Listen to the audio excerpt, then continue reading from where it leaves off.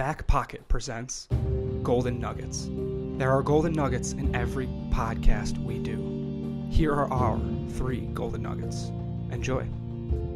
And it goes back to what I tell students when I advise them. I'm like, try to find stuff that you are good at, that you love to do, because sometimes those aren't the same.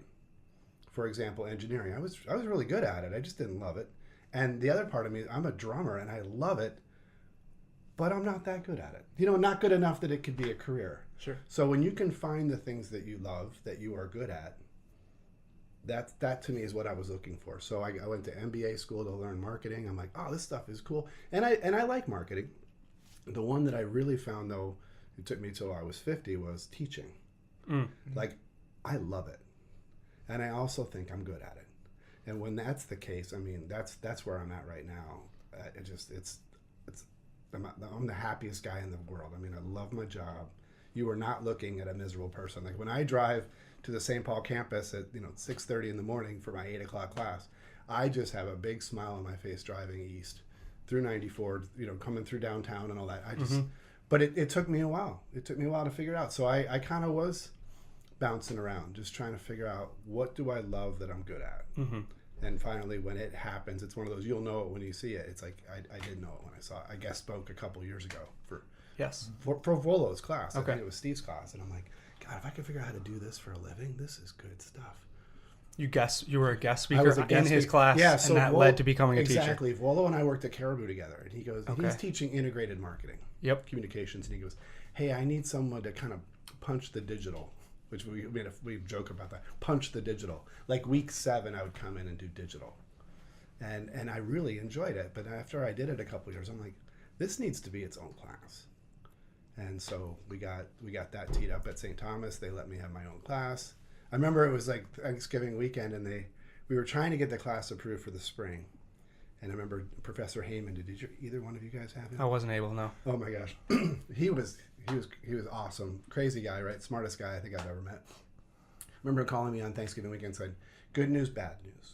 Good news is your course is approved. The bad news is you're going to teach it in January." And this was Thanksgiving weekend. I know, so I was like, you had to grind. And I'm like, and he's like, "We got to find a textbook in like a day." I'm like, "Why?" He goes, "Because you got to order it. It's got to be put in the bookstore." And I'm like, so we spent about a half a day looking for a textbook. Couldn't find one. So I just wrote it. I literally wrote the course. I wrote actually about half of it, and then started the course in January. Yeah, and jumped into it. Gave yourself the 2 week buffer. 2 week buffer. And as long as you're at 1 day ahead or 2 days ahead, nobody has to know any different. And then you could think on the fly and come up with new content. You weren't stuck in stone. Well, a little bit. I mean, I think in the perfect world, I think I would have written the whole thing before I started. Okay. But when you have to do it, you have to do it. Yeah. And now I've written at least 3 or 4 classes from scratch, no textbook. None of the classes have textbooks. And that's the way I love to do it. And that January was the first time you were ever a professor in any type of setting, or was there inklings of that before? Oh yeah, in Vienna I taught English. Okay. In a high school, in an Austrian high school, and I did junior achievement when I came back, and I kind of just knew I loved to teach. Even when I worked at Radisson Hotels, and I was trying to bring digital into the hotel business model, and the hoteliers were kind of the last ones to kind of get on board with that. Mm-hmm. So I'd go out on the road and teach hoteliers how to market themselves online. And I wrote a book called Winning on the Web, and I was selling it at conferences and speaking and doing breakouts. I just realized pretty soon on I loved to teach. I mean, that's how I know it. I had a really good buddy of mine in college who was a wrestler. He's also an engineer, and he would be gone all the time for wrestling matches, and he'd come home like on a Sunday and he'd be like, "Dude, I'm hosed." And I'm like, you know what? I'm going to learn everything, and then I'm going to teach it to you on Sunday. Wow. And if I can teach it to you on Sunday, then I know it. And then he's like, good, because I need someone to teach it to me because I've been gone all week at wrestling matches. Yeah. And that's kind of when it started to set that I was like, you know what? I like this teaching stuff. How cool is it, though? I mean, like the art of teaching and coaching, the ability to take your mind and your thoughts and putting it down into a way and a format for everyone else to have the ability to comprehend it. It's one of the most challenging things because you're like, this is how I see it. Now I have to prove to other people they can see it the same way or their own variation, and then have the ability to absorb that information and take it in their own format. Right. I mean, it's cool. Yeah. And it can be tricky, though, too. I mean, fortunately, when you teach undergrads, you guys are about the same age and you're in the same space in life. Teaching executive education at St. Thomas, you don't know who you're going to get. You don't know your audience as well. You might find out that 3/4 of the people are in transition between jobs. Sure. Or that 80% are B2B and 20% B2C, and the last time it was the reverse. And you literally have to teach on the fly to all these different audiences, like in real time, which is crazy. Which is why I'm glad I don't have a book either, because I can just pivot. Yep. Got a lot of flexibility.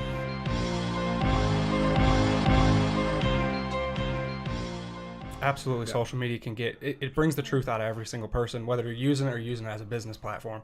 And one thing that we like to do on the Back Pocket is bring the truth out of someone in an average sense.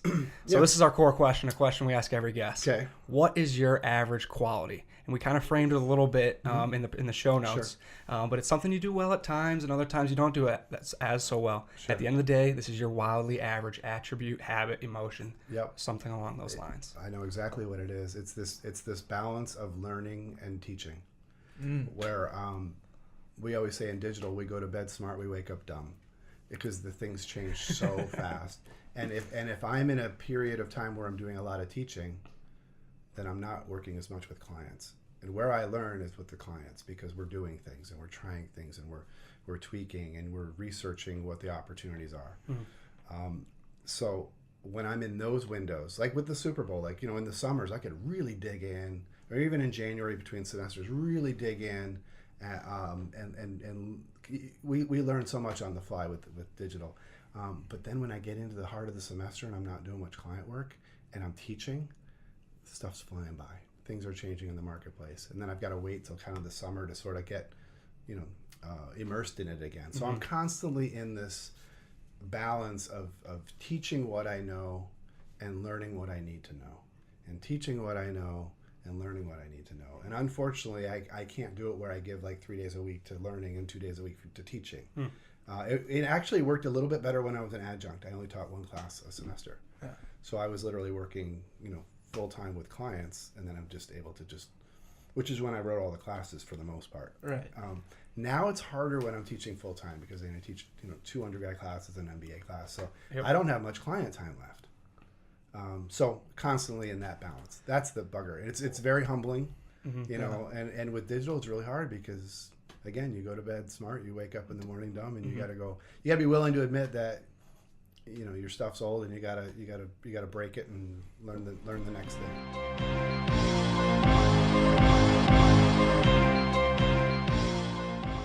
The name of the segment is Gino 2 cents. Okay. So just give us your 2 cents. Okay. Our first thing that would kind of kickstarted our marketing budget. We said, let's throw a party and have koozies that have an arrow pointing up saying average beer guy. And we're going to attach these koozies to a red Solo cup. And we're going to have a kegger. And we're going to have them buy the cups for the beer. But it's going to have a koozie attached to it. So it's going to be a little more expensive to buy these red cups. So and then the influx, the charging of those cups to come into our party ended up funding our marketing for the next 3 months. So, it did, really? Yes. We made like $350. Oh, I should have not told you the ending. I should have said, well, what would you say? How do you see this going? So by putting the koozie on the red cup, you increase the perceived value of the. Well, it was just like a back pocket party, but you got a koozie with. You get to keep your koozie. Wait, was it branded? Yeah. Had a logo on it, said average beer guy pointing up. I love it. Yeah. I love it. There's some dirty ones back there still. I'll take one after. Okay, there you go. Yeah. No, I think that's good. I think it's clever. It's tongue in cheek. It's not overly sophisticated. It's just kind of it gets at the raw essence of everyone loves beer. Yep. Average guy. Yep. Okay. Awesome. Yeah. So here we go. Our listeners are our marketing interns. Mm-hmm. So we call every listener a marketing intern because they listen to our podcast. They love it. They'll go tell their mom, their dad, their friend, their friends of friends about our podcast, thus marketing our podcast via word of mouth. I like it. What do you think about that? I guess the biggest problem for let him judge it and let him see if he can see the pros. Let's see if you can see a pro. Well, I just when you told me about the you wrote about the interns, I went a different way with it in the sense that interns are there to learn, like your audiences are learning or using this podcast to learn something they don't know. I like that, and therefore they are sort of an intern.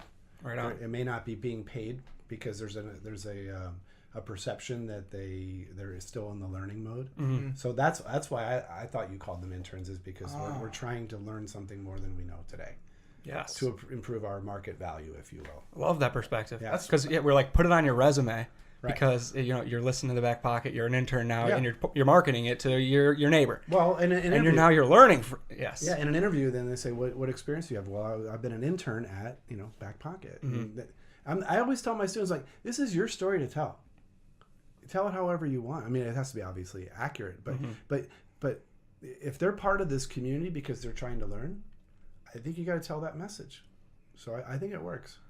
I love that introduced perspective too, because your definition of a marketing intern still is entirely within the realm of our podcast. Right, exactly. It makes total sense. Absolutely. Yeah. Where we kind of we didn't screw up, but we just more or less just we just haven't got that message across consistently. So we met with an ex St. Thomas alum who's working in marketing, and she's helping us out with our business plan. And she was like, so I listened to your podcast for 3 hours at the airport when she was ready, missed her flight because she was listening so intently, And she's my first question is, what is a marketing intern? And Andrew and I just looked at each other like, oh, we do not do a good enough job of letting people know what actually is a marketing intern. Yeah. So. And I also wouldn't discount the value of if you call someone one of your own, like an intern, that they become an advocate for you. Like I remember when I worked at Carlson Companies and let's say sales weren't where they wanted them to be. And Marilyn was like, look, we have 150,000 employees. If you guys just go to TGI Fridays every once in a while and stay in a Radisson hotel every once in a while, it's like, if you guys just use the service will be better. Or you refer people to TGI Fridays or Country Inns and Suites or Radisson. We can do this amongst us just by pure referral. So if you have the numbers that you have, let them be advocates for you, and they'll do that because they feel like they're a part of it. Right. Yeah. So I think that's smart. Awesome. All right. The last one. Yes. So I'll give you a little bit of a background prior to the purpose. I'll give you the purpose. Okay. So the Back Pocket podcast, like I said, we started in my side room up in at St. Thomas, and all of our friends knew we did a podcast. Okay. We wanted to throw an event, host a party that showed what the Back Pocket has become. We're not just these two we're still these two knuckleheads creating a podcast, absolutely full-heartedly. Yet there's now this professionalism to the knuckleheadness. Yep. Okay, so how can we do that? We want to throw another party, just like that kegger with the koozies. Yep. This time it's going to be a little bit more pricey. Yep. We're going to have, and let me hear how you think this would go. We're going to have a band play in our backyard at the end of October, outside in the middle of the day. And then we're gonna again sell that beer, and we're gonna find a way to come out on top. Right.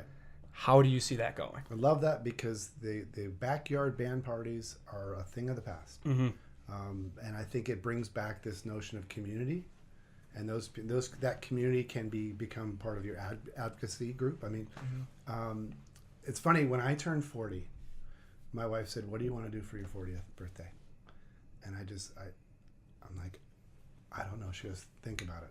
Just think about it. And I came back to her and I said, I want to have a backyard band party where I play on stage with my friends for all my friends. And she's like, in our backyard, what, don't you want to rent a bar? Don't you want? I'm like, no. I want neighbors to come over. I want people to be able to walk across the street with a red cup. And just because it's like the Pied Piper.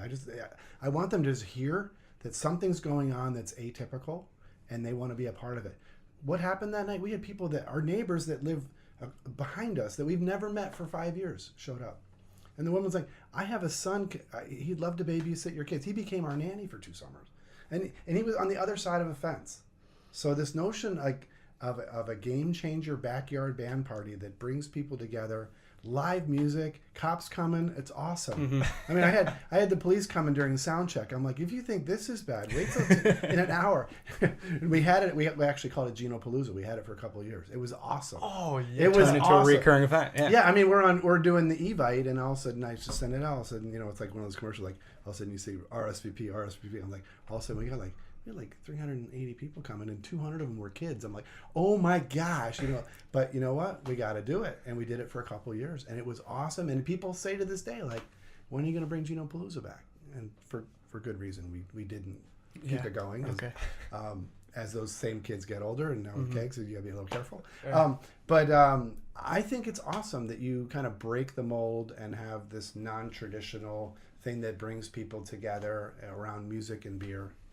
I think it's brilliant, and I like, I did get your Facebook invitations for it, and the teasers about procrastinating in college. I mean, your messaging was spot on for your customer base, and I thought it was clever. You did sort of a scarcity and the 2-for-1 thing. And, yep. I thought the we call it the drip line campaign worked really well. Yeah, sweet. Yeah. But one thing that does come with the drip line campaign is like, holy cow, it builds some anxiety because we're sitting here like Tuesday before the party and we got like 30 people signed up to come. I'm like, oh man, we had at least like 100. Yeah. And we ended up getting it done. Great finish to the whole story. It worked out great. But the day we asked the band to come on, I went to bed that night like, shit, did we get distracted by the shiny things? Like, we're literally going to spend all of this month, these next 4 weeks, it's podcasting, but also like event planning. We're podcasters. We don't do that. But then I was like, okay, we can do it. You can totally do it, and then it may change the game, and you'd never know if you didn't try. Right. I mean, I had the same anxiety. All of a sudden, the sound guy comes in. He goes, "Where can I get 220?" I'm like, "Oh my god, why?" He's like, "Well, I got to put the lights in." I'm like, "Didn't even think about the lights." It's like, it's like the cops are coming, and it's like, oh no, but you got to push it. You got to push it to know that what you're capable of doing. Awesome. And be uncomfortable with being. You were uncomfortable. Yep, we were. Was it a success? 100%. Yes, it was worth it. Yeah, it was a damn success. So when's the next one? That's exactly the question. Yeah. It starts now. Thanks for tuning in to this week's Golden Nuggets. If you want to watch this version of Golden Nuggets, go onto YouTube and search the Backpocket Podcast. You'll go under that channel and you'll be able to find everything you need. If you want to read the Golden Nuggets, go to yourbackpockets.com. That's with an S, yourbackpockets.com. And go under the tab blog, because that's where you'll be able to read it.